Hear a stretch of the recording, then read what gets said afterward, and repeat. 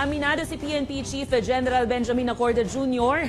na nababahala siya sa pagkawala ng mga case folder ng ilang pulis sa National Capital Region Police Office na may kinaharap na kaso. Kaya naman agad na inatasan ni Acorda ang mga regional director na busisiin ang mga dokumento ng mga pulis na may kinakaharap ng reklamo. Nagbabala rin si Acorda sa mga PNP personnel na oras na mapatunayang may nagtatago ng mga case folder ay maharap ito sa kaso. Matatanda ang isinawala at kamakailan ni NCRPO Director Major General Jose Melencio Nartates na may ilang mga case folder ng pulis sa NCRPO ang nawawala at natuklasan rin nito na pinepeke ang mga lagda para magamit sa mga dokumento. I'm encouraging the other regional directors to do the same and make sure that this will not be implemented. And those record holders, kung sino may hawak, mga dinaanan ng papel,